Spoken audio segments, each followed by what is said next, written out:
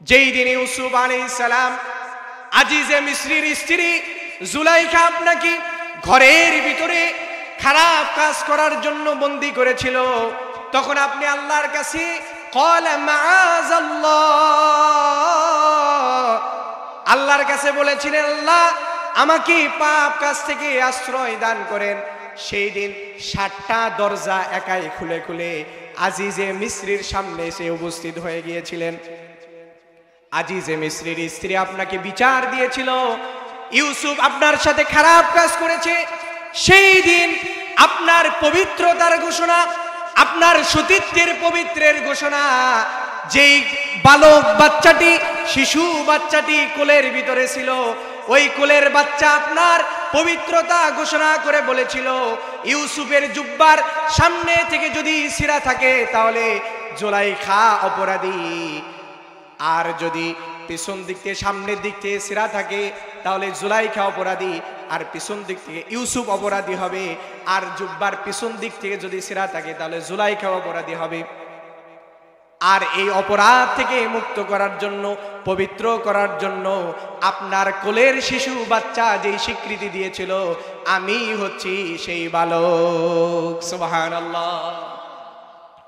ونشهد أن لا إله إلا الله وأشهد أن محمدا عبده ورسوله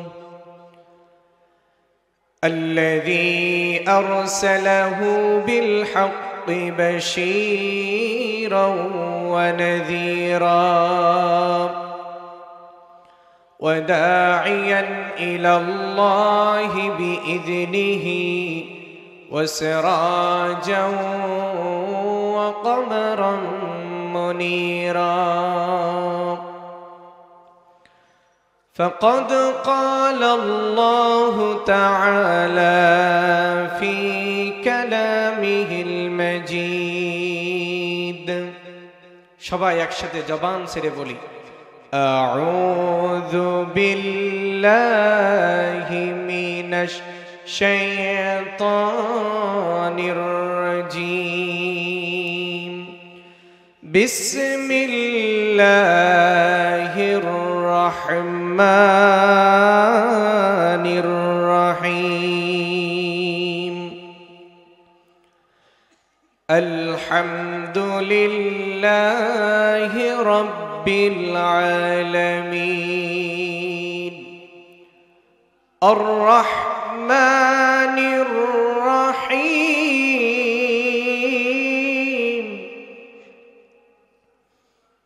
مالك يوم الدين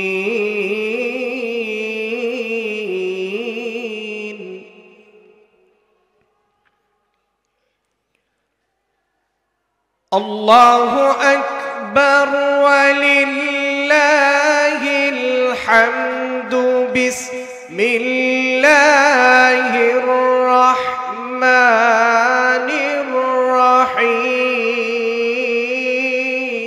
الله أكبر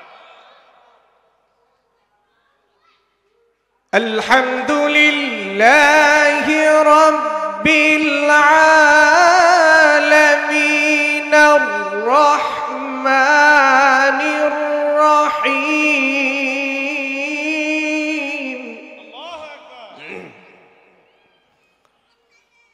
مالك يوم الدين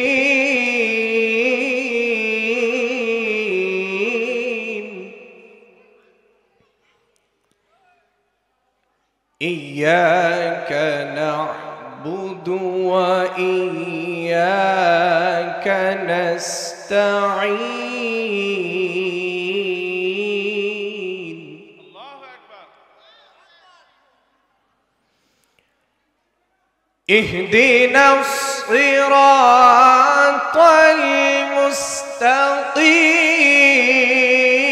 المستقيم الله أكبر صراط الذين أنعمت عليهم গায়রিল মাগদুবি আলাইহিম ওয়ালা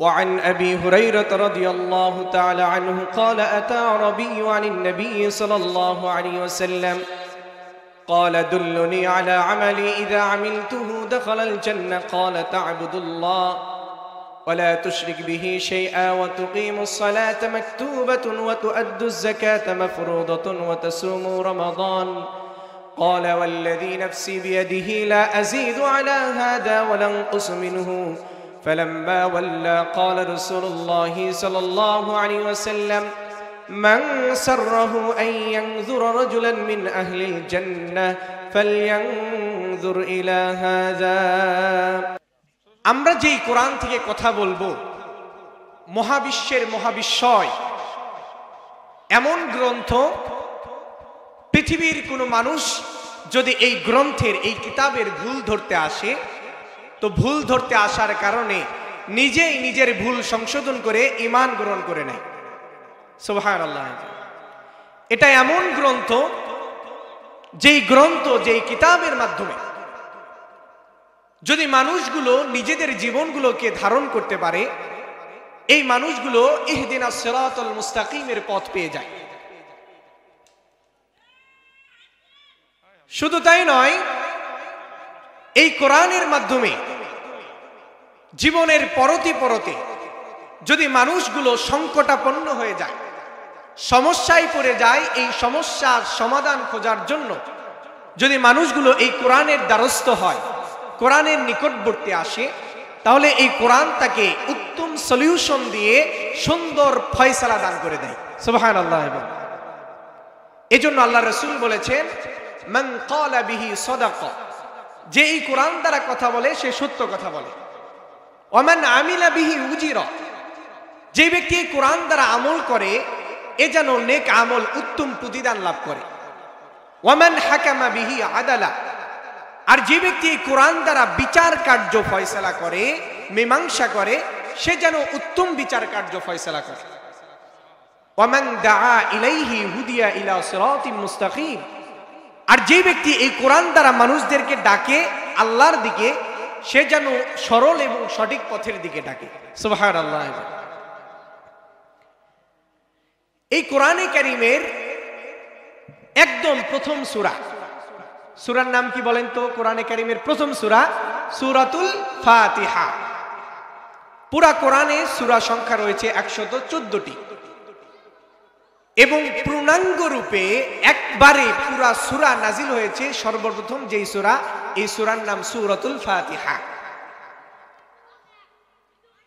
কোন মানুষকে যদি ইচ্ছা করেও ভুল বলতে বলা হয় সূরা ফাতিহাকে সে ভুল বলতে পারবে না কারণ মানুষ এত পরিমাণ এই সূরা ফাতিহা তেলাওয়াত করে এবং মুখস্থ করেছে ঠিক না বলেন কেউ যদি চায় কাউকে বলতে যে তুমি ইচ্ছা করে ভুল বলো এও পরেও বলতে পারবে না তাই কি না কারণ এটা আত্মস্থ কণ্ঠস্থ থুতস্থ এবং হৃদয়ে গেঁথে গেছে প্রত্যেকটা ওয়াক্তে প্রত্যেকটা রাকাতে এই সূরা ফাতিহার মাধ্যমে আমরা নামাজ আদায় করে থাকি এই সূরা ফাতিহার একটু তাফসীর আপনাদের সামনে উপস্থাপন করব শুনবেন তো ইনশাআল্লাহ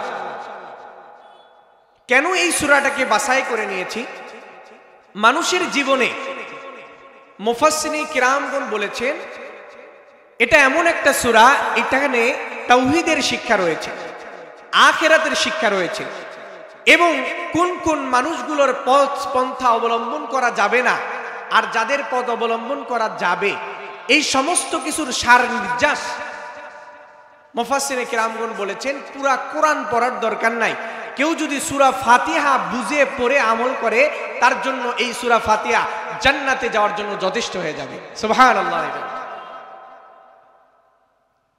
সূরাতুল ফাতিহা মুফাসসিরিন কিরামগণ 25টা নাম উল্লেখ করেছেন যে এই সূরা ফাতিহার নাম 25টা রয়েছে সূরাতুল ফাতিহা প্রারম্ভিকতা ভূমিকার সূরা বলা হয় সূরাতুশ শিফা বলা হয়, আরোগ্যের সূরা। সূরাতুর রুকিয়া বলা হয়, ঝাড়ফুঁকির সূরা। সূরাতুল হামদ বলা হয়, কৃতজ্ঞতার সূরা। একদিন মসজিদে নববীতে আল্লাহর রাসূল বসা ছিলেন, হঠাৎ আসমান থেকে একটা আলোক রোশনি আসলো মসজিদে নববীর ভিতরে। জিবরাইল আলাইহিস সালাম আল্লাহ রাসূলকে এসে বললেন, আজকে দুইটা নূর আপনার কাছে নিয়ে এসেছি হাদিয়া স্বরূপ। আর এমন এই হাদিয়া নূর এমন ফেরেশতা নিয়ে এসেছে যেই ফেরেশতা দুনিয়ার জমিনে এর আগে কোনোদিন আসে নাই। এই দুইটা হাদিয়া নূর নিয়ে আজকে আসমান থেকে ভেদ করে আজকে মসজিদে নববীর ভিতরে হাজির হয়ে গেছে। সুবহানাল্লাহ। জিবরাইল আলাইহিস সালামকে জিজ্ঞাসা করলো, কি সেই দুইটা নূর? বলে, আজকে আপনার জন্য সূরাতুল ফাতিহা এবং সূরাতুল বাকারার শেষ দুই আয়াত, আমানার রাসূলু বিমা উনজিলা ইলাইহি মির রাব্বিহি ওয়াল মুমিনুন, এই আয়াত থেকে শেষ কয়েকটি আয়াত আপনার কাছে একটা হাদিয়া নূর হিসেবে নিয়ে এসেছি। যদি কোনো বান্দা এই দুইটা জিনিসের উপর আমল করে তার জন্য জান্নাতে যাওয়া সহজ হয়ে যাবে। সুবহানাল্লাহ। একজন সাহাবী মসজিদে নববীর ভিতরে নামাজ আদায় করছিলেন। আল্লাহর রাসূল এসে তাকে ডাকছে যে তুমি আমার কাছে আসো। সে আল্লাহর রাসূলের কথা শোনা বাদ দিয়ে নামাজ পড়া শুরু করছে। নামাজ সমাপ্ত করার পর আল্লাহর রাসূলের কাছে যেয়ে বলছে, আপনি আমাকে ডাকছিলেন, কি জন্য ডাকছিলেন আমাকে একটু বলবেন? আল্লাহর রাসূল তখন বলেন, তুমি কি সেই আয়াত পড়ো নাই, ইয়া আইয়ুহাল্লাযীনা আমানু আমানুস্তাজিবু লিল্লাহি ওয়া লির-রাসূলি ইযা দাআকুম। যখন কোনো মুমিন বান্দাকে আল্লাহ এবং তার রাসূল ডাকবে, তার ডাকে সাড়া দিতে হবে। সুবহানাল্লাহ। এরপর আল্লাহর রাসূল বললেন, তুমি নামাজ শেষ করো, তোমাকে এমন একটা সূরা শিক্ষা দিব যেটা তোমাকে জান্নাতে নিয়ে যাবে। সুবহানাল্লাহ।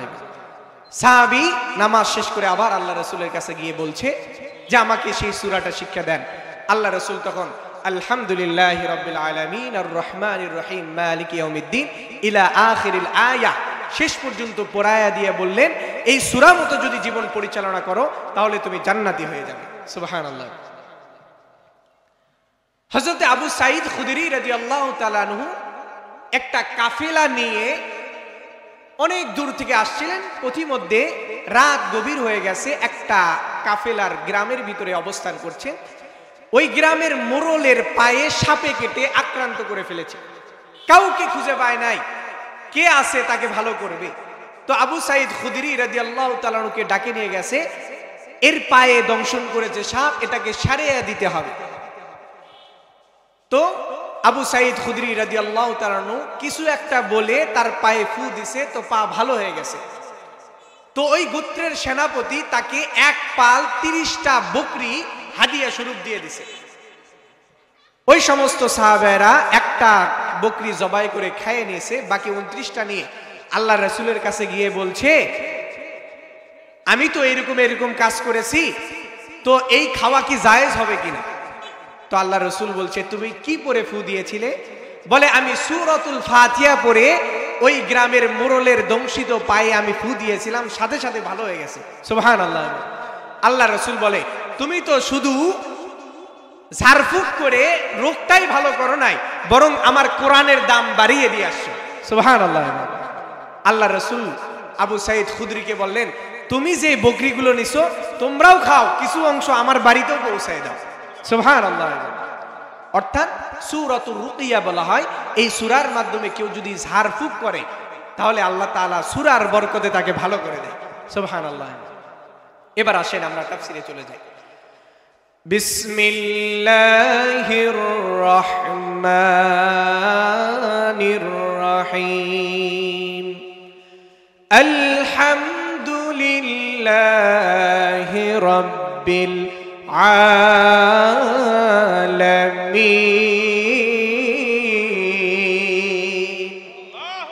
একটু তাকবীর দেওয়া যাবে কি? আমরা কি ঘুমায় গেছি নাকি? দেখি একটু দুই হাত তুলে আমরা দেখাই আল্লাহকে। নারে তাকবীর। হাত বের করি, সবাই হাত বের করি। নারে তাকবীর। আল কোরআনের আলো, আল হাদিসের আলো। নারে তাকবীর। যতক্ষণ শুনবেন মনোবল যেন চাঙ্গা থাকে। কি থাকে? আল্লাহ তাআলা বলছেন, আলহামদুলিল্লাহি রাব্বিল আলামিন। আলহামদু মারিফা আলিফ লাম আসার কারণে নির্দিষ্ট করে প্রশংসা একমাত্র হবে লিল্লাহি রাব্বিল আলামিন, যিনি জগৎ সমূহের প্রতিপালক।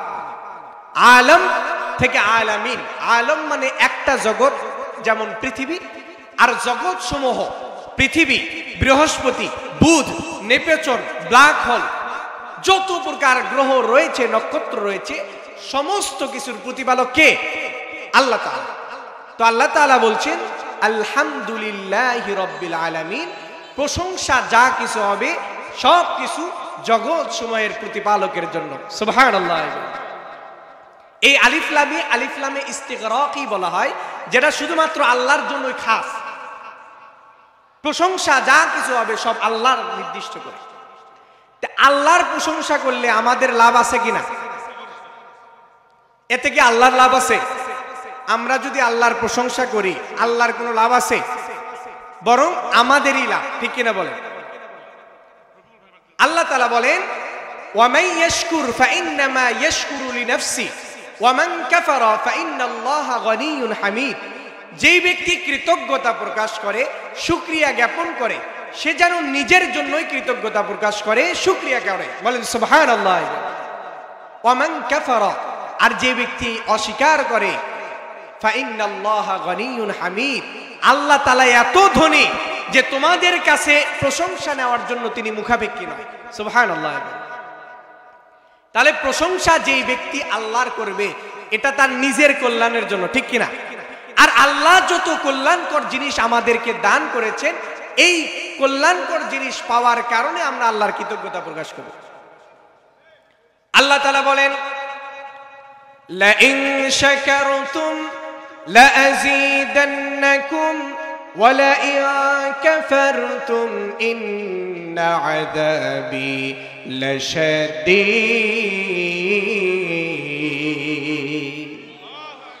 আল্লাহ তাআলা বলেন যদি বান্দাগুলো আমার নিয়ামত পাওয়ার পরে আমার শুকরিয়া জ্ঞাপন করে, আমার কৃতজ্ঞতা প্রকাশ করে, আমি আল্লাহ তাআলা ওই বান্দার নিয়ামতগুলোকে আরো বৃদ্ধি করে দিই। সুবহানাল্লাহ। ওয়ালা ইন কাফারতুম, বান্দাকে আমি নিয়ামত দান করেছি, কিন্তু বান্দা হাত পাওয়ার পর হাত দ্বারা আল্লাহর কাজ বাদ দিয়ে অন্য কাজ করে, মুখ দিয়েছি আমি, এই মুখ দেওয়া আল্লাহর নাম জপা বাদ দিয়ে যদি আল্লাহর বিরুদ্ধে কথা বলে, আল্লাহ তাআলা বলেন লা ইন শাকারতুম লা আযীদান্নাকুম ওয়া লা ইন কাফারতুম, যদি অস্বীকার করে আমি আল্লাহ তাআলা তাদেরকে কঠিন আযাবের মধ্যে গ্রেফতার করে ফেলে দেব। বলেন নাউজুবিল্লাহ। যদি নিয়ামত হাত পা মুখ সবকিছু দিয়েছেন কে? ওয়াল্লাহু আখরাজাকুম মিন বুতুনি উম্মাহাতিকুম লা তা'লামুনা শাইআ, তিনি তো সে আল্লাহ যিনি তোমাদেরকে মাটি গর্ভ থেকে বের করেছিলেন।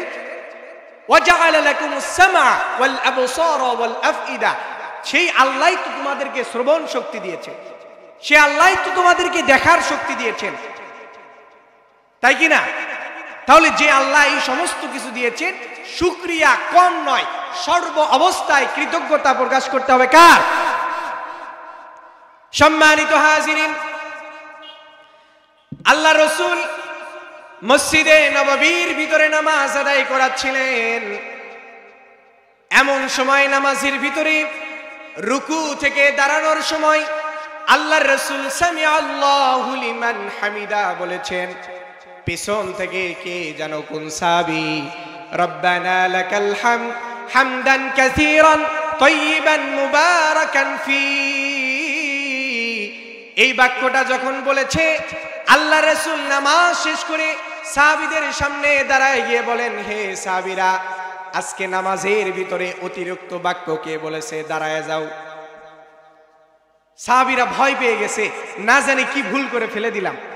যে সাহাবী বলেছে ওই সাহাবী ভয় পেয়ে গেছে যে না জানি আল্লাহ রাসূল এখন কি বলে ফেলেন। আল্লাহ রাসূল বললেন, এ আমার দরদির সাহাবীরা, আজকে যেই ব্যক্তি মসজিদে নববীর ভিতরে রব্বানা লাকাল হামদের সাথে সাথে হামদান কাসীরান তাইয়িবান মুবারাকান ফীহি, এই বাক্য যে অতিরিক্ত বলেছে আজকে আসমান থেকে তার জন্য সুসংবাদ এসেছে, দাঁড়ায় যাও। সাহাবী দাঁড়ায় গেছে, হে আল্লাহর রাসূল, আমি মসজিদে নববীর ভিতরে অতিরিক্ত বাক্য বলেছি। আল্লাহ রাসূল বলেন, কি কারণে তুমি বলেছো এই বাক্যটি? আল্লাহ রাসূলকে সাহাবী বলেন, আমি আমার আল্লাহ এত পরিমাণ ভালোবাসি, রব্বানা লাকাল হামদ, সেই রবের প্রশংসা আমি কম করতে কোনোদিন ভালোবাসি না। আমি চাই আমি আমার রবের প্রশংসা বেশি বেশি করি।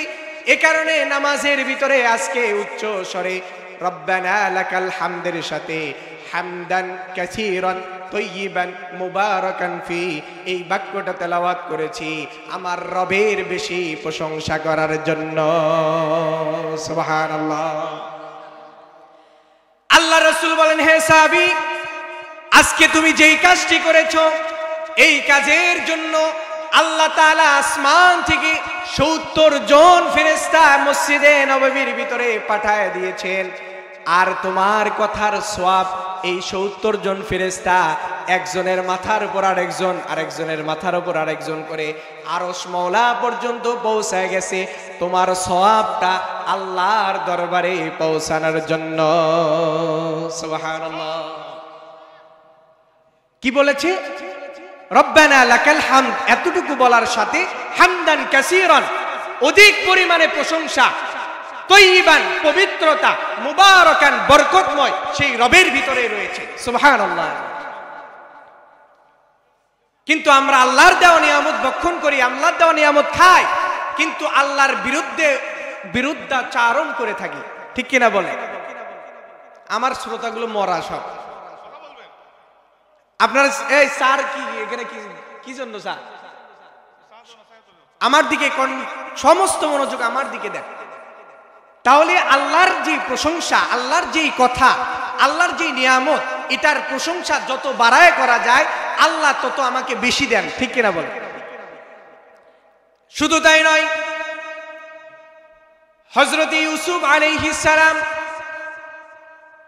তিনি যখন তার শাসন কার্যের খাদ্য মন্ত্রীর দায়িত্ব আজিজে মিসর যখন দিয়েছেন, ইউসুফ আলাইহিস সালামের রাজদরবারে মানুষের ভিতরে যখন অভাব দেখা দিয়েছে, একজন বালক ব্যক্তি, যুবক ব্যক্তি ইউসুফ আলাইহিস সালামের খাদ্যের দরবারে খাবার নেওয়ার জন্য উপস্থিত হয়ে গেছে।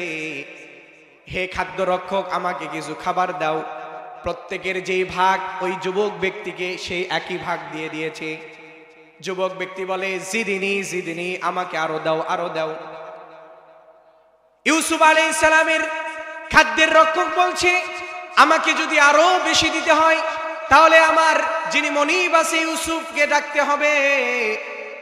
ইউসুফ আলাইহিস সালামকে ডাক দেওয়া হলো। ইউসুফ আলাইহিস সালামকে যুবক বলছে, লাউ আলিমতা মান আনা লা আরদাইতানি, যদি তুমি আমার সম্পর্কে, আমি যুবককে, এটা যদি আমার সম্পর্কে তুমি জানতে তাহলে তুমি আমাকে সন্তুষ্ট করে দিয়ে দিতে। সুবহানাল্লাহ। ইউসুফ আলাইহিস সালাম আশ্চর্য হয়ে গেলেন, আজকে আমার রাজদরবারে কে এসেছে? এইবার যুবকের পরিচয় জানার জন্য বললেন, যুবক বলো তোমার পরিচয় কি? বলে, আমি সেই যুবক যেই দিন ইউসুফ আলাইহিস সালাম আজিজে মিসরির স্ত্রী জুলাইখা আপনাকে ঘরের ভিতরে খারাপ কাজ করার জন্য বন্দী করেছিল, তখন আপনি আল্লাহর কাছে ক্বালা মাআযাল্লাহ, আল্লাহর কাছে বলেছিলেন, আল্লাহ আমাকে পাপ কাজ থেকে আশ্রয় দান করেন। সেই দিন 60টা দরজা একাই খুলে খুলে আজিজে মিসরির সামনে এসে উপস্থিত হয়ে গিয়েছিলেন। আজিজে মিসরির স্ত্রী আপনাকে বিচার দিয়েছিল, ইউসুফ আপনার সাথে খারাপ কাজ করেছে। সেই দিন আপনার পবিত্রতার ঘোষণা, আপনার সতীত্বের পবিত্রের ঘোষণা, যেই বালক বাচ্চাটি, শিশু বাচ্চাটি কোলের ভিতরে ছিল, ওই কোলের বাচ্চা আপনার পবিত্রতা ঘোষণা করে বলেছিল, ইউসুফের জুব্বার সামনে থেকে যদি ছিঁড়া থাকে তাহলে জুলাইখা অপরাধী, আর যদি পিছন দিক থেকে সামনের দিক থেকে ছিঁড়া থাকে তাহলে জুলাইখা অপরাধী। আর পিছন দিক থেকে ইউসুফ অপরাধী হবে, আর জুব্বার পিছন দিক থেকে যদি ছেঁড়া থাকে তাহলে জুলাইখা অপরাধী হবে। আর এই অপরাধ থেকে মুক্ত করার জন্য, পবিত্র করার জন্য আপনার কোলের শিশু বাচ্চা যেই স্বীকৃতি দিয়েছিল, আমি হচ্ছি সেই বালক। সুবহানাল্লাহ, আশ্চর্য ঘটনা না? কোলের বাচ্চা আল্লাহর নবী ইউসুফ আলাইহিস সালামের সতীত্বের পবিত্রতার স্বীকৃতি দিয়েছিল, সেই যুবক আসছে আজকে বাইতুল মালের থেকে খাদ্য নিতে। তাহলে বলেন তো তাকে কি পরিমাণ দিবে? এখন আমরা হলে কি পরিমাণ দিতাম? বলে আমার 10 কাঠা জমি আছে, নেখে নিয়ে যাও। সেই দিন যে বিপদটা হয়েছিল, যে বাঁচাইছো, ঠিক কিনা বলেন? এবার ইউসুফ আলাইহিস সালাম সন্তুষ্ট চিত্তে সেই সময়কার 120 মণ গম ওই বালককে দিয়ে দিচ্ছেন সন্তুষ্ট করে। বালক খুশি হয়ে গমগুলো নিয়ে গেছে। এইবার ইউসুফ আলাইহিস সালামের কাছে আল্লাহ তাআলা জিবরাইল আলাইহিস সালামকে পাঠিয়ে দিয়েছেন। কাকে পাঠাইছে? জিবরাইল আলাইহিস সালামকে পাঠিয়ে দিয়েছেন। জিবরাইল আলাইহিস সালাম নবী ইউসুফের কাছে এসে বলে, হে ইউসুফ, তোমার পবিত্র ঘোষণা করার কারণে, তোমার সতীত্ব চরিত্রের নিট অ্যান্ড ক্লিয়ারেন্স দেওয়ার কারণে তুমি তাকে 120 মণ গম দিয়ে তাকে সন্তুষ্ট করেছো। আমি আল্লাহর পক্ষ থেকে পয়গম নিয়ে এসেছি আল্লাহর জন্য। ওই সমস্ত বান্দারা, আমার যেই সমস্ত বান্দা আছে, এই সমস্ত বান্দারা সকালবেলা ফজরে সুবহানা রাব্বিয়াল আলা বলে, সুবহানা রাব্বিয়াল আযীম বলে। আমার বান্দারা রব্বানা লাকাল হামদ বলে, হামদান কাসীরান তাইয়িবান মুবারাকান ফীহি বলে। হে ইউসুফ, তোমার পবিত্রতা ঘোষণা করার কারণে তাকে যদি সন্তুষ্ট করে দাও, আমার বান্দা যদি আমার পবিত্র ঘোষণা করে, আমার শুকরিয়া করে, কৃতজ্ঞতা প্রকাশ করে, আমি আমার বান্দার জন্য কি পরিমাণ দান করব। সুবহানাল্লাহ, আল্লাহ কি পরিমাণ দিতে পারে এটা আমাদের হিসাবের ভিতরেই না। ওয়ামান ইয়াত্তাকিল্লাহা ইয়াজআল লাহু মাখরাজা ওয়া ইয়ারযুকুহু মিন হাইসু লা ইয়াহতাসিব। এমন জায়গা থেকে রিজিক দিবে, এমন জায়গা থেকে তাওয়াক্কুল দিবে যেটা মানুষ কল্পনাই করতে পারে না, ঠিক কিনা বল? এটা হচ্ছে আল্লাহর প্রশংসার বেনিফিট। বিনিময়ে আপনি সেই রবের প্রশংসা, কৃতজ্ঞতা প্রকাশ করলেন যিনি হচ্ছেন জগৎ সময়ের প্রতিপালক, ঠিক কিনা? আমরা শুধুমাত্র নামাজের ভিতরে সূরা ফাতিহা মুখস্থ আছে তাই বলি, কিন্তু এর উপলব্ধি জ্ঞান কি আছে এটা আমরা কখনো উপলব্ধি করি না, ঠিক কিনা? শুধু পড়তে হয় তাই পড়ে যায়। এরপরে আয়াত আসেন, আলহামদুলিল্লাহি রাব্বিল আলামিন আর রহমানির রহিম।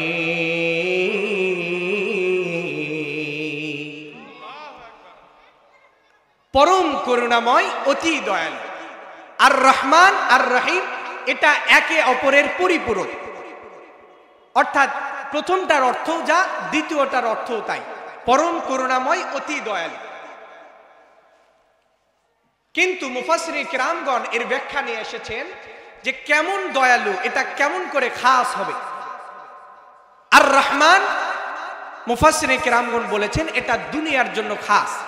আর রহিম এটা হচ্ছে আখিরাতের জন্য খাস। কেমন করে? আর রহমান মানেও দয়ালু, পরম দয়ালু।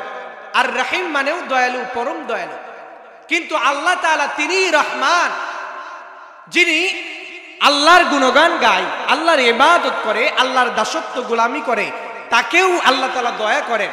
আবার যিনি আল্লাহর নাফরমানি করে, আল্লাহর বিরুদ্ধে মিথ্যাচার করে, আল্লাহর কথা বাদ দিয়ে অন্য কোন কথা বলে, এরপরেও তার জন্য আল্লাহ তাআলা রহমান, ঠিক কিনা বলে?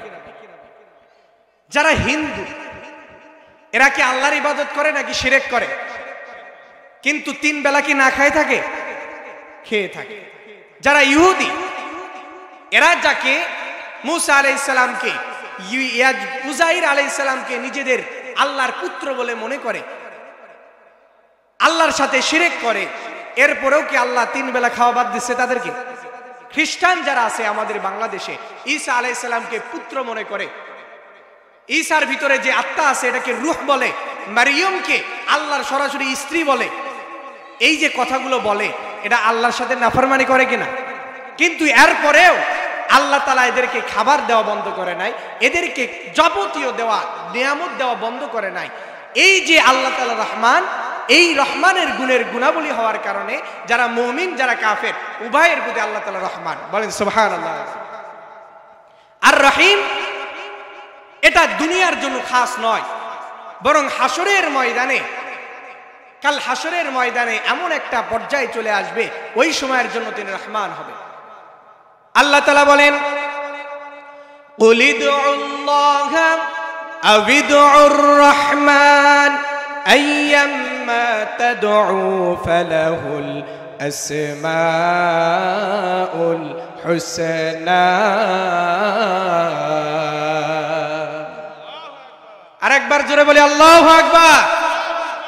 আল্লাহ তাআলা বলেন ওহে বান্দারা, তোমরা যদি আল্লাহকে আল্লাহ বলে ডাকো অথবা রহমান বলে ডাকো, যেই নামে আল্লাহকে ডাকো না কেন, ফালাহুল আসমাউল হুসনা, আল্লাহ তাআলার অসংখ্য অগণিত গুণবাচক নাম রয়েছে।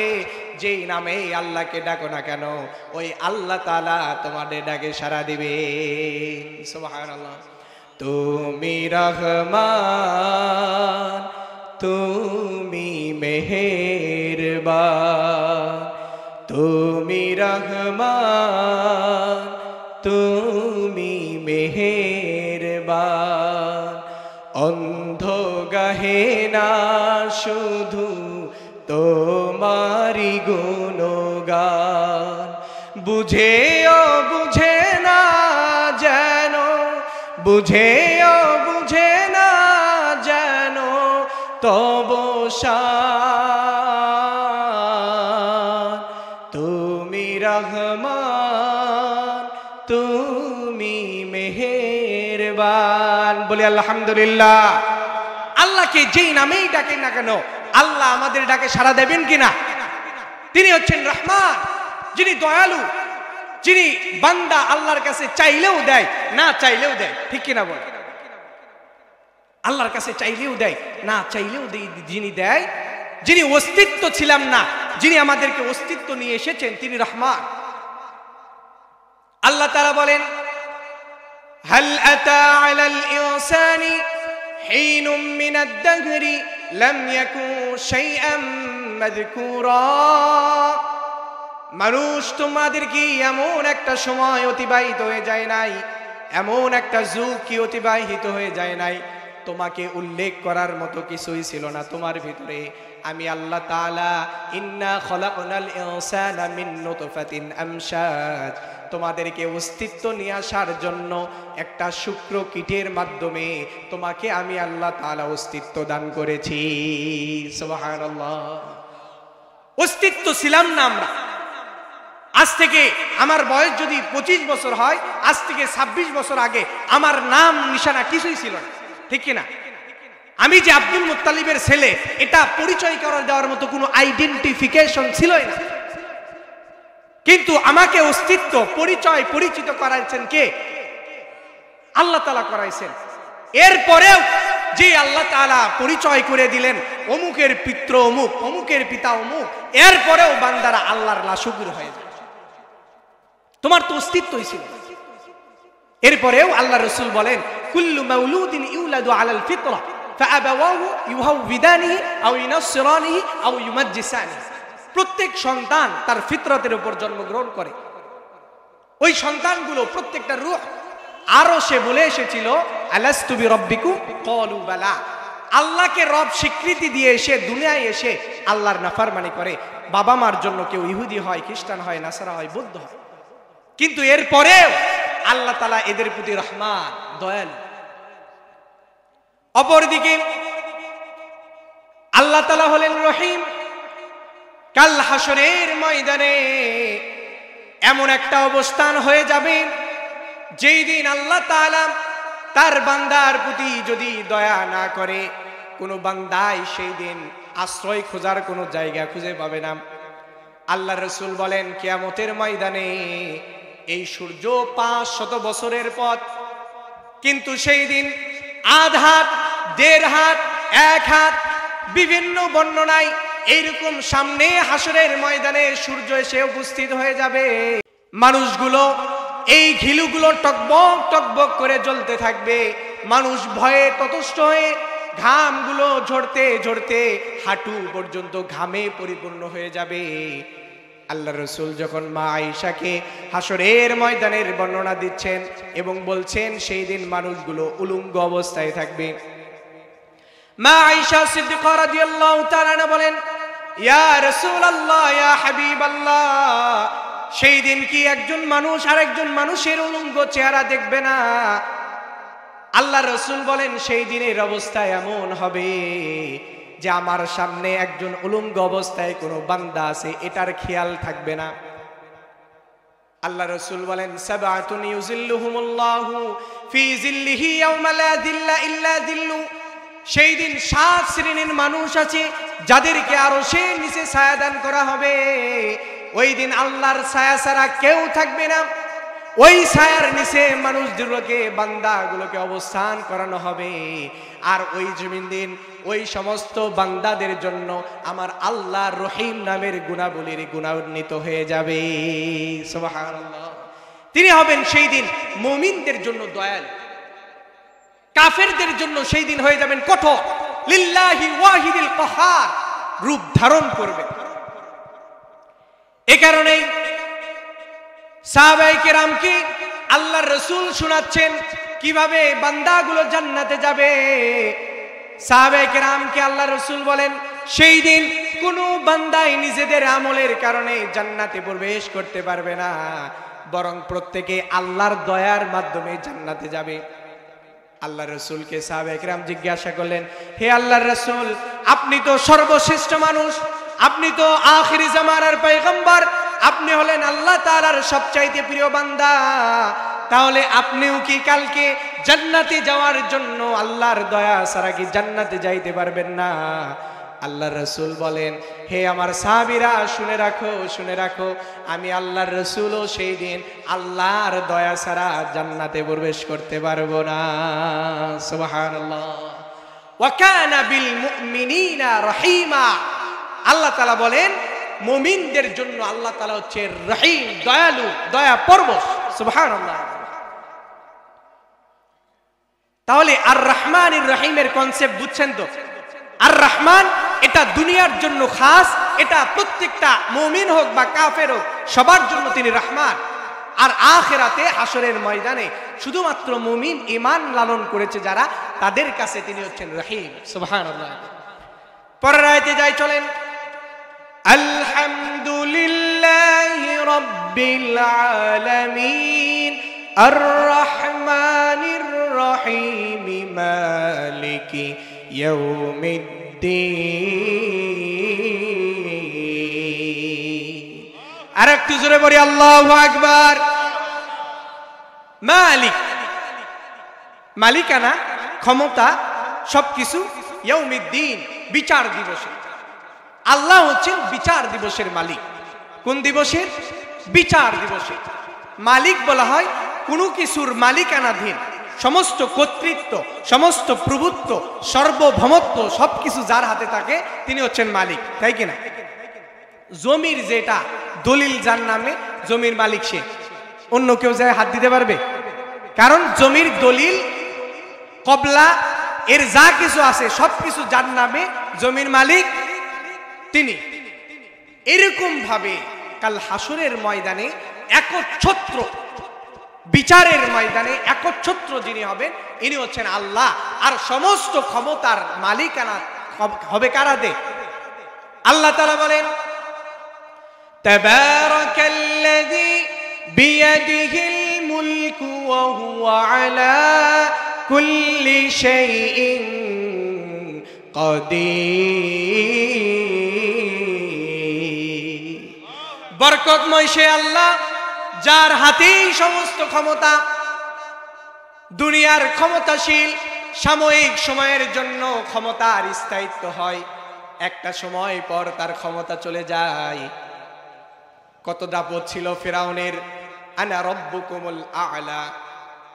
ফিরাউনের রাজত্বে বলেছিল আমার চাইতে বড় ক্ষমতাশীল আর কেউ হতে পারে না। কিন্তু একটা সময় মূসা আলাইহিস সালামের মাধ্যমে আল্লাহ তাআলা ফিরাউনের ক্ষমতা সমস্ত কিছুকে নীল নদের ভিতরে চুবায়া চুবায়া শেষ করে দিয়েছেন। নমরুদের কত বড় ক্ষমতা ছিল, এই ক্ষমতার কারণে যার ফাঁসির অর্ডার ছিল তাকে জীবন্ত ছেড়ে দিত, আর যার জীবন দেওয়ার কথা ছিল তার ফাঁসির অর্ডার দিয়ে হত্যা করে ফেলে দিত। কিন্তু একটা সময় অতিবাহিত হয়ে যাওয়ার পর ইব্রাহিম আলাইহিস সালামের মাধ্যমে এই নমরুদের সমস্ত ক্ষমতা একজন চাকরের জুতার বাড়ির মাধ্যমে সমাপ্ত হয়ে গেছে। ঠিক কিনা বলেন? এমনই ভাবে আবু জেহেল, উতবা, শাইবা, ওয়ালিদ ইবনে মুগীরা, আব্দুল্লাহ বিন উবাই বিন সুলুল, এই কোয়ালিটির যত মানুষ ক্ষমতায় এসেছিল, আরো কিয়ামত পর্যন্ত যদি এই মানুষগুলো ক্ষমতায় আসে, এই ক্ষমতাগুলো চিরস্থায়ী হবে না। 5 আগস্টের মাধ্যমেও ওই সমস্ত স্বৈরতন্ত্রের বিদায় জমিন থেকে হয়ে যাবে। ঠিক কিনা বলেন? কিন্তু সেই দিন কি হবে? মালিক ইয়াউমিদ্দিন, যেই দিন আল্লাহ হবেন এই বিচার দিবসের মালিক। দুনিয়ার বিচার কালামানিকের মতো বিচারক মিথ্যা লেখালেখির মাধ্যমে 50 বছরের পূর্বের জিনিসকে ডেকে নিয়ে আসে, মানুষগুলোকে ফাঁসির পৃষ্ঠে ঝুলায় মারতে পারে। কিন্তু সেই হাসরের ময়দানে যেই মালিকানার হাতে সমস্ত বিচার কার্য থাকবে, সেই দিন কালামানিককে কে বাঁচাবে? আল্লাহ তাআলা বলেন, ইয়াউমা নাদউ কুল্লু উনাসিম বিইমামিহিম, সেই দিন শুধুমাত্র কর্মীকে ডাকা হবে না, সেই দিন কর্মীর যেই নেতা ছিল, যার আদর্শের সৈনিক এই জমিনের ভিতরে বিরাজমান ছিল, ওই আদর্শের সৈনিক সহ সেই দিন ডাকা হবে। ফামান উতিয়া কিতাবাহু বিয়ামিনিহি ফাউলাইকা ইয়াকরাউনা কিতাবাহুম, সেই দিন ওই সমস্ত বান্দাকে ডান হাতে যদি আমলনামা দেওয়া হয়, ওই সমস্ত নেতার আর কর্মীদের সামনে যদি ডান হাতে আমলনামা দিয়ে দেওয়া হয়, ওই আমলনামা শুধু তারা পড়তেই থাকবে, পড়তেই থাকবে। সুবহানাল্লাহ। ইকরা কিতাবাক কাফা বিনাফসিকাল ইয়াওমা আলাইকা হাসিবা, সেই দিন আল্লাহ তাআলা বলবে দূরে কোথাও যাওয়ার দরকার নাই, তুমি দুনিয়ায় যার সামনে আমার নেতার চরিত্র ফুলের মতো পবিত্র, যার পিছনে স্লোগান দিয়েছো, তার নেতাকে বই ধরে দেওয়া হবে, আর তুমিও পিছনে পিছনে থাকবে। তোমার নেতা যদি জান্নাতে যায়, তুমিও কর্মী জান্নাতে চলে যাবে। সুবহানাল্লাহ। ওয়ালা ইউজলামুনা ফাতিলা, আল্লাহ তাআলা বলেন কিঞ্চিত পরিমাণ কারো উপর জুলুম করা হবে না, যা প্রাপ্য তাই পাবে। দুনিয়ার জমিনে যার প্রাপ্য যেটা না তাকে সেটা দেওয়া হয়, আর যার প্রাপ্য যেটা সেটা থেকে তাকে বঞ্চিত করা হয়। আর হাসরের ময়দানে আল্লাহ বলবে তোমার যেটা প্রাপ্য তুমি বুঝায় নাও, আমি আল্লাহ তাআলা আরশে এখন অবস্থান করছি। এজন্য আল্লাহ তাআলা বলেন আলাইসাল্লাহু বিআহকামিল হাকিমিন, আমি আল্লাহর চাইতে উত্তম বিচারক আর কে হতে পারে? আমি আল্লাহ তোমাদেরকে এত সরঞ্জামাদি এই দুনিয়ার জমিনে তোমাদেরকে দান করেছি, এই সমস্ত কিছু তোমরা নিজেদের এই ভোগ বিলাসের জন্য বিলিয়ে দিয়েছো। কিন্তু হাসরের ময়দানে আলাইসাল্লাহু বিআহকামিল হাকিমিন, হাকিমের রূপ যে আমি ধারণ করব, এই চিন্তা খেয়াল খুশি কেউ করে নাই। ঠিক কিনা বলেন? কেউ করেছিল? কত কত বছর চলে গেল, কেউ চিন্তা করে নাই যে গরিবের সম্পদ যে আমরা বাইরে নিয়ে যাচ্ছি, এই সম্পদ তো আমরা খাইতে পারবো না, কিন্তু আল্লাহর সামনে আমাকে দাঁড়াইতে হবে। কেউ খাইতে পারবে? পেরেছে? কেউ খাইতে পারে না। এজন্য হাসরের ময়দানের বিচার দিবসের মালিকানা থাকবে আল্লাহ তাআলার। সেই দিন আজকের দুনিয়ার বিচারক বিচার কার্য করার জন্য, নিজের পক্ষের বিচার দেওয়ার জন্য কানে কানে বলে আপনার জন্য 1000 টাকা বাজেট, আপনার জন্য 5000 টাকা বাজেট, খালি আমার নামে একটা স্বীকারোক্তি দিয়ে দেবেন। কিন্তু সেই দিন হাসরের ময়দানে আল্লাহ তাআলা বলেন ওয়াত্তাকু ইয়াওমান লা তাজজি নাফসুন আন নাফসিন শাইআন ওয়া লা ইউকবালু মিনহা শাফাআতুন ওয়া লা ইউখাযু মিনহা আদলুন ওয়া লা হুম ইউনসারুন। আল্লাহ তাআলা বলবেন সেই দিন সম্পর্কে তোমরা ভয় করো, ওয়াত্তাকু ইয়াওমান, সেই দিন সম্পর্কে তোমরা ভয় করো, লা তাজজি নাফসুন আন নাফসিন শাইআ, কোনো আত্মার কোনো কাজে আসবে না, ভাই ভাইয়ের কাজে আসবে না, সন্তান পিতার কাজে আসবে না, পিতা মায়ের কাজে আসবে না, মা সন্তানের কোনো কাজে আসবে না। শুধু তাই নয়, ওয়ালা ইউকবালু মিনহা শাফাআহ, কারু সুপারিশ সেই দিন কবুল করা হবে না। ঠিক কিনা? কারু সুপারিশ, দুনিয়ার জমিনে চাকরির জন্য শুধু সাইনের জন্য 5 লক্ষ টাকা, তাই কিনা? যে একটা কাগজ এই টেবিল থেকে এই টেবিলে পার হবে। আপনি এই ভূমি অফিসগুলোতে যান, এই ভূমি অফিসগুলোতে টাকা না দিলে এই কাগজ লড়েন।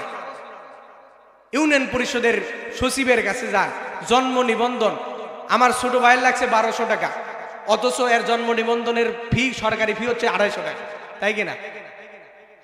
আমারও লাগছে। তাহলে এই সুপারিশ করার জন্য আপনাকে টাকা দিতে হয়। সেই দিন সুপারিশ, ওয়ালা ইউকবালু মিনহা শাফাআহ, দুনিয়াতে যা করে আসছেন আজকে আপনার কোনো সিগনেচার কাজ হবে না। ওয়ালা ইউখাযু মিনহা আদল, কোনো ন্যায়পরায়ণতা, আপনি ন্যায়ের পক্ষে গান সেই দিন আল্লাহর ন্যায়ের সামনে কোনো গ্রহণ হবে না। এজন্য বিচার দিবসের সামনে দাঁড়ানোর জন্য যদি আমাদের অ্যাবিলিটি না থাকে, সক্ষমতা না থাকে দুনিয়ার জমিনের কালচার অনুযায়ী, তাহলে সেই দিন পাকড়াও হয়ে যাইতে হবে। ঠিক কিনা? পাকড়াও হয়ে যাইতে। একটু জিকির করেন, লা ইলাহা ইল্লাল্লাহ, লা ইলাহা ইল্লাল্লাহ। যার দিলে আছে আমার আল্লাহর ভয়, আল্লাহ আল্লাহ সব সময়।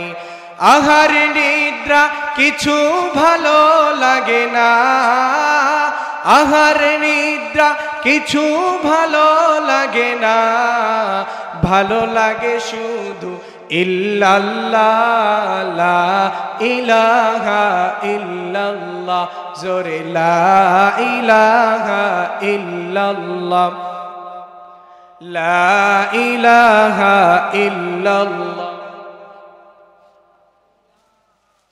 লা ইলাহা ইল্লাল্লাহু মুহাম্মাদুর রাসূলুল্লাহ সাল্লাল্লাহু আলাইহি ওয়াসাল্লাম। আপনাদের খারাপ লাগছে নাকি? ভালো লাগছে? যদি ভালো লাগে থাকে আরেকটু সামনে আগায়। পরের আয়াতে আল্লাহ তাআলা কি বলছেন?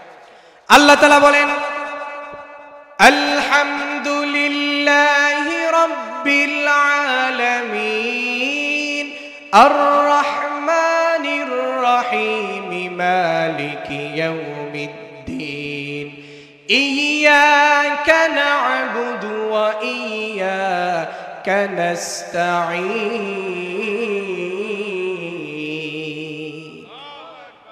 আল্লাহ তাআলা বলছেন ইয়্যাকা না'বুদু, আমরা একমাত্র আপনারই গোলামি করি, দাসত্ব করি, ওয়া ইয়্যাকা নাস্তাঈন, এবং একমাত্র আপনারই কাছেই সাহায্য চাই।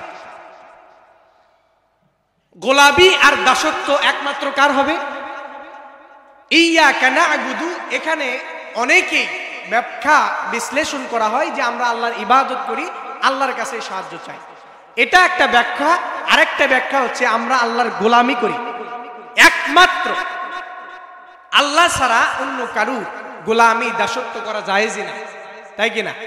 কেউ যদি আল্লাহকে গোলামি দাসত্বের জিনজিরে আল্লাহর সাথে আবদ্ধ হয়, আবার শয়তানের কাছে যে বলে আমি ওদের কাছেও ছিলাম, তোমার সাথেও আছি, তাহলে এই বান্দা কখনো আল্লাহর বান্দা হতে পারে না, গোলামি করতে পারে না, মুনাফিক হয়ে যায়। এই জন্য গোলামি আর দাসত্ব সবকিছু হবে একমাত্র কার? সবাই বলেন একমাত্র কার? আল্লাহ তাআলা বলেন, ওয়ামা খালাকতুল জিন্ন ওয়াল ইনসা ইল্লা লিয়াবুদুন। আমি মানুষ এবং জিন জাতিকে এ কারণেই সৃষ্টি করেছি, তারা যেন আমি আল্লাহ তাআলার গোলামি করে, দাসত্ব করে, আমার কাছে নত হয়ে যায়। যদি আল্লাহর কাছে বান্দা গোলামি আর দাসত্বের জঞ্জিরে যদি আল্লাহর সাথে আবদ্ধ হতে পারে, ওই বান্দা যদি ক্রান্তি লগ্নেও পৌঁছে যায়, ওই বান্দাকে আল্লাহ তাআলা সারায়া নিয়ে আসে। আর যদি এই গোলামি আর দাসত্ব ভারতের সাথে বান্ধা থাকে অথবা আমেরিকার সাথে বান্ধা থাকে, তাহলে 16 বছর কেন আরো 32 বছর কেটে যাবে, নিজেদের গোলামি আর দাসত্ব থেকে তারা মুক্তি হতে পারবে না। ঠিক কিনা বলে? গোলামি দাসত্ব সব কিছু হবে আল্লাহর কাছে। এই কারণে আল্লাহর রাসূলের আরবের মানুষগুলো এরাও আল্লাহকে চিনতো কিনা? আবু জেহেল আল্লাহকে চিনতো কিনা? আবু জেহেল যদি আল্লাহকে না চিনতো, তাহলে বদর যুদ্ধে যাওয়ার আগে কাবার গিলাফ করে বলতো না যে আল্লাহ, আমি আবু জেহেলের দল যদি সত্যি হয় আমাদেরকে বদরে বিজয় দান করো, আর যদি মুহাম্মাদের দল সত্যি হয় তাহলে মুহাম্মাদের দলকে বদরের প্রান্তরে বিজয় দান করো। সুবহানাল্লাহ। আবু জেহেল, উতবা, শাইবারাও আল্লাহকে চিনতো, কিন্তু আল্লাহকে চিনার 3টা জিনিস আছে: উলুহিয়াত, রুবুবিয়াত, আল আসমা ও সিফাত। এই 3টা জিনিসের সমন্বয়ে সে হচ্ছে আল্লাহর দাস। কিন্তু আরবের ওই সমস্ত মানুষরা শুধুমাত্র আল্লাহর উলুহিয়াতকে বিশ্বাস করত, এ কারণে তারা শুধু আল্লাহকে চিনত কিন্তু মুশরিক ছিল। আল্লাহ তাআলা বলেন, ওয়ালা ইন সাআলতাহুম মান খালাকাস সামাওয়াতি ওয়াল আরদা লায়াকুলুন্না আল্লাহ। আরবের ওই সমস্ত মানুষগুলোকে যদি জিজ্ঞাসা করা হয়, হে মানুষেরা, আসমানকে সৃষ্টি করেছে, জমিনকে সৃষ্টি করেছে, আরবের মুশরিকরা এক কথাই বলে দিবে, লা ইয়াকুলুন্নাল্লাহ, এই সমস্ত কিছু আল্লাহ তাআলা সৃষ্টি করেছে। সুবহানাল্লাহ। আবার যদি তাদেরকে প্রশ্ন করা হয়, ওয়ালা ইন সাআলতাহুম মান নাযালা মিনাস সামাই মাআন فأحيا به الأرض من بعد موتها ليقولن الله। আবার যদি জিজ্ঞাসা করা হয়, এ আসমান থেকে পানি বর্ষণ করে এই মৃত জমিনকে জীবন দান করেন কে? আরবের মুশরিকরা বলবে, এই সমস্ত কিছু আল্লাহ তাআলা করে থাকেন। সুবহানাল্লাহ। কিন্তু যখনই তাদেরকে বলা হয় রুবুবিয়াতের স্বীকৃতি দেওয়ার জন্য যে আল্লাহ তাআলা আমাদের মুহাম্মদকে নবী হিসেবে প্রেরণ করেছে, মুহাম্মদ যেই কথা বলে এটা তার নিজের কথা নয়, বরং আল্লাহ তাআলার কথা, ওহীর কথা, তোমরা এটা মেনে নাও, তখন বলে মুহাম্মদ পাগল হয়ে গেছে, মুহাম্মদ জাদুকর হয়ে গেছে। এজন্য মুহাম্মাদের যেই দল ছিল, এরা ছিল একমাত্র গোলামি, দাসত্ব, ইবাদত করেছিল একমাত্র কার? আল্লাহ। এই কারণে ওয়া ইয়্যাকা নাস্তাঈন, সাহায্য চেয়েছিল কার কাছে? এই জন্য গোলামি যদি করতে হয় আল্লাহর, সাহায্য চাইতে হবে কার কাছে? এ কারণেই আল্লাহর সেই সমস্ত রাসূলের সাহাবীরা ছিল, এরা যখন দাসত্ব আল্লাহর দ্বীনকে বিজয় করার জন্য ময়দানে চলে গেছে, তো আল্লাহ তাআলা আসমান থেকে তাদের জন্য সাহায্য নাজিল করে দিয়েছে। সুবহানাল্লাহ। আল্লাহর রাসূলের সাহাবীরা যুদ্ধের ময়দানে চলে গেছে। বদরের যুদ্ধে মুসলমানদের 313 জন, কাফেরদের 1000 জন যুদ্ধ করতেছে। আল্লাহর রাসূল বলছে, এ আল্লাহ তাআলা, আমরা তো সংখ্যায় কম, ওরা তো সংখ্যায় বেশি, কিন্তু আমাদের যে ঈমানী মনোবল, আমাদেরকে এই বদরের প্রান্তরে তুমি বিজয় দান করে দাও। আল্লাহ তাআলা দেরি করে নাই, ওহী নাজিল করে দিয়ে সুসংবাদ দিয়ে বলছেন, ইয তাস্তাগীসুনা রাব্বাকুম ফাস্তাজাবা লাকুম আন্নী মুমিদ্দুকুম বিআলফিন মিনাল মালাইকাতি মুরদিফিন। আরেকটু জোরে বলি আল্লাহু আকবার। আল্লাহ তাআলা আয়াত নাজিল করে দিয়ে বলেন, আমার স্মরণ করো সেই সময়ের কথা যখন বদরের প্রান্তরে আমার হাবিব আমার রাসূল আমার কাছে সাহায্য প্রার্থনা করেছিল, ফাস্তাজাবা লাকুম, আমি আমার হাবিবের ডাকে সাড়া দিয়েছি। শুধু সাড়াই দেই নাই, আন্নী মুমিদ্দুকুম বিআলফিম মিনাল মালাইকাতি মুরদিফিন, ওই বদর নামক প্রান্তরে 313 জনের সাথে আমি আসমান থেকে 1000 ফেরেশতা নাজিল করে দিয়ে ওই বদরের প্রান্তরে আমি বিজয় দান করে দিয়েছি। সুবহানাল্লাহ। দাসত্ব করেছে আল্লাহ, ক্রান্তিকালে সাহায্য নাজিল করেছে কে? আর সাহায্য চাইতে হবে কার কাছে? আল্লাহর কাছে। আমরা মানুষের দ্বারস্থ হয়ে যাই, অভাবে পড়লেই মসজিদ ছাইরে চলে যায়, তাই কিনা? অভাবে পড়লেই আমার মসজিদের মুসল্লি এ নামাজ পড়ে না, বলে আমার ভাই আমার জমি টমি সব নিয়ে নিছে, আমার মা আছে মাকেও খাবার দেয় না, ভাই এগুলো টেনশনে আমি মসজিদে যাইতে পারি না।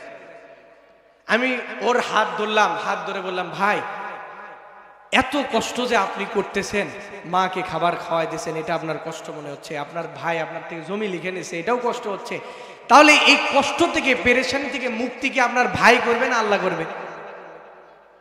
ও আর কথা বলে না, বলে যে এটা তো সব বুঝি ভাই, তারপরেও কেমন জানি মনের মধ্যে খটখট লাগে। আমি বললাম যে ভাই এখনো নামাজ ধরেন, আপনি অভাবে পড়ছেন, পেরেশানিতে পড়ছেন, রিজেকের অভাব, আপনার খাবারের অভাব, চিকিৎসার অভাব। আল্লাহ তাআলার হাবিব বলেছেন, আলা মিন মুস্তারজিকিন ফায়ারযুকু আলা মুবতালিয়ান ফাউআফিয়াহু, বান্দা যদি আমার কাছে সিজদায় পড়ে যে আমার কাছে ডাকে, যদি দোয়া করে, কে আছে? আল্লাহ তাআলা শেষ রাত্রিতে প্রথম আসমানে আসে বলেন যে কে আছো তোমাদের ভিতরে রিজেক অন্বেষণকারী, আমার কাছে চাও, আমি তোমার রিজেক দিয়ে দিই। কে আছো অভাবী, অভাব থেকে মুক্তি চাও, আমার কাছে চাও, আমি তোমার অভাব দূর করে দেব। কে আছো তোমাদের ভিতরে বালা মুসিবতের ভিতরে নিমজ্জিত আছো, আমার কাছে চাও, আমি তোমার বালা মুসিবত দূর করে দেব। সুবহানাল্লাহ। আর এ চিন্তায় পড়ে গেলে দিনে আগে লাগতো 1 প্যাকেট সিগারেট, ও পরে লাগে 5 প্যাকেট সিগারেট। কয় সিগারেটের ধোঁয়ার মাধ্যমে আমি আমার চিন্তা পেরেশানি দূর করছি। এর চাইতে বড় নেমক হারাম আর কেউ হতে পারে না। এ 3 বেলা কোনোদিন খাবার না খেয়ে থাকে না। এ যার চিন্তা আছে, ও দেখবেন যতই চিন্তা থাকুক বাজার থেকে বড় একটা কাতল মাছ নিয়ে এসে খাচ্ছে। আল্লাহর কাছে চাই না, আল্লাহর কাছে সাহায্য চায় না, আল্লাহর কাছে পেরেশানি করলে চায় না, এই জন্য আল্লাহ দেয়ও না, ওর পেরেশানি শেষও হয়। এবার আসেন পরের আয়াতে চলে যায়। আল্লাহ তাআলা বলছেন, আলহামদুলিল্লাহি রাব্বিল আলামিন আর রহমানির রহিম মালিকি ইয়াউমিদ্দিন ইয়্যাকা না'বুদু ওয়া ইয়্যাকা নাস্তাঈন ইহদিনাস সিরাতাল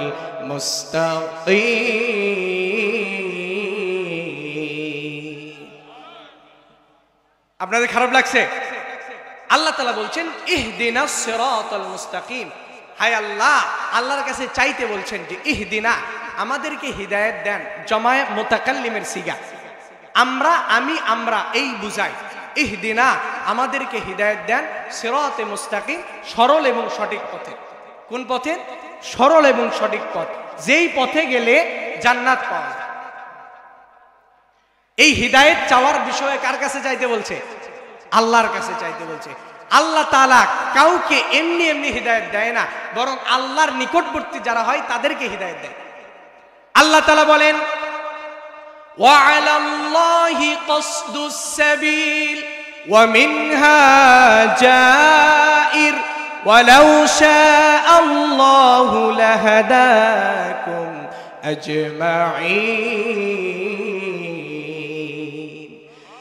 আল্লাহ তাআলা বলেন, এই জমিনের ভিতরে অসংখ্য বাঁকা পথ রয়েছে, অসংখ্য আঁকা বাঁকা পথ রয়েছে।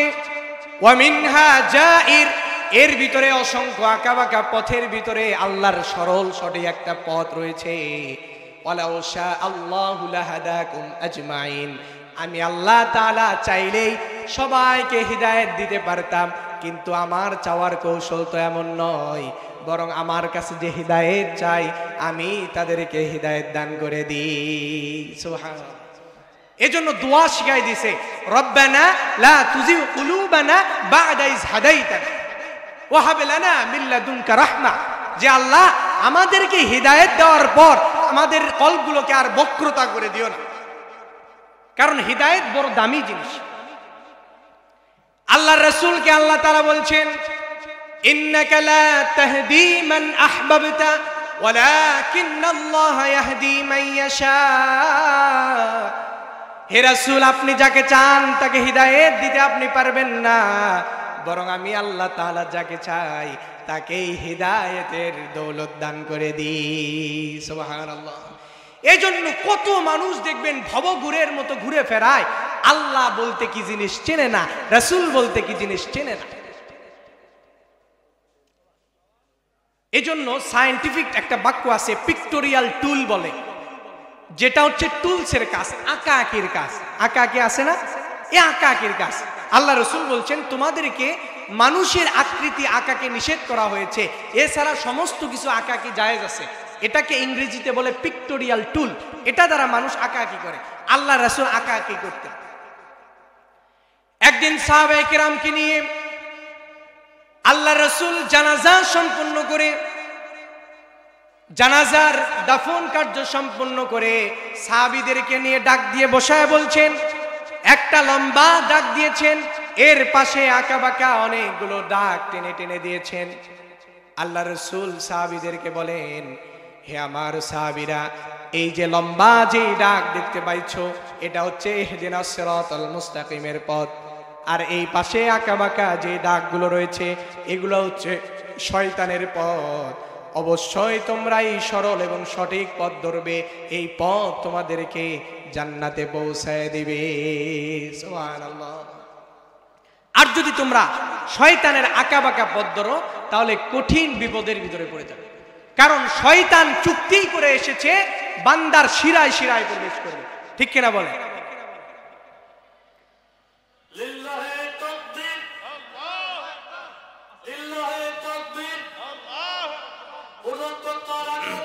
যেই কথাগুলো বলছিলাম, যে আল্লাহ তাআলা সিরাতে মুস্তাকিম এবং সরল সঠিক পথ,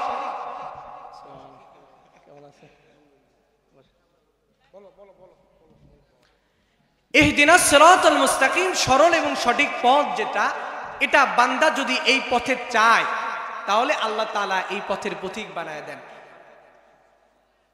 সিরাতাল লাযিনা আন'আমতা আলাইহিম, এটা যেন তেন পথ নয়, শুধুমাত্র চাইলাম আর পথ পেয়ে গেলাম, এটা এমন নয়, বরং সিরাতাল লাযিনা আন'আমতা আলাইহিম, যাদের উপর যেই মানুষগুলো এই পথের প্রতীক হয়েছে তাদের উপর স্বয়ং আল্লাহ তাআলা নিয়ামত বর্ষণ করেছে। সুবহানাল্লাহ।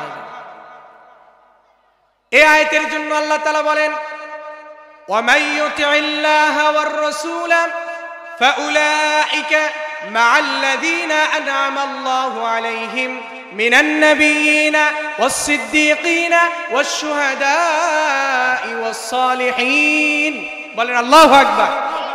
আল্লাহ তাআলা বলেন, ওই পথ যাদের প্রতি আল্লাহ তাআলা নিয়ামত পূরণ করেছেন, তারা যদি আল্লাহ এবং তার রাসূলের আনুগত্য করে, তাদের প্রতি আল্লাহ তাআলা নিয়ামত বর্ষণ করেন। এরা হচ্ছে নবী, সিদ্দিকিন, শুহাদা, সালিহিন। এই চার কোয়ালিটির মানুষের পথ যদি কেউ ধরতে পারে, সে সিরাতে মুস্তাকিমের পথের প্রতীক হয়ে যাবে। সুবহানাল্লাহ। গায়রিল মাগদুবি আলাইহিম ওয়ালাদ-দাল্লিন, কিন্তু তাদের পথ নয় যারা পদভ্রষ্ট এবং লাঞ্ছিত। মাগদুব, গায়রিল মাগদুবি আলাইহিম ওয়ালাদ-দাল্লিন, এই মাগদুব দ্বারা ইহুদিদেরকে বোঝানো হয়েছে, আর ওয়ালাদ-দাল্লিন দ্বারা খ্রিস্টানদেরকে বলা হয়েছে, নাসারাদেরকে বলা হয়েছে। এই খ্রিস্টান, নাসারা এবং ইহুদি এই পথ বাদ দিয়ে তোমরা এমন পথে চলো যেই পথের মানুষগুলোর উপর আল্লাহ নিয়ামত বর্ষণ করেন, আর সেটাই হবে সিরাতে মুস্তাকিমের পথ। সুবহানাল্লাহ। এজন্য অগোছালো ভাবে যতটুকু কথা বলেছি, যদি ভুল ত্রুটি হয়ে থাকে ক্ষমা সুন্দর দৃষ্টিতে দেখবেন ইনশাআল্লাহ, এবং দোয়া চাই আল্লাহ তাআলা যেন সঠিক কথাগুলো বলার তৌফিক দান করে। কোরআনের ময়দানে শুরু করেছি, আল্লাহ তাআলা যেন এই কোরআনের ময়দানগুলো সাজিয়ে শুধুমাত্র আল্লাহর রাসূলের আদর্শের কথাগুলো মানুষের দিলের ভিতরে মহরাঙ্কৃত দিলকে আলোকিত দিল করার তৌফিক দান করে দেয়। সকলে বলে আল্লাহুম্মা আমিন। আমি সবার কাছে দোয়া চেয়ে সবার কাছে দোয়া করে আমি আমার আলোচনা এখানেই শেষ করছি। আসসালামু আলাইকুম ওয়া রাহমাতুল্লাহি ওয়া বারাকাতুহু।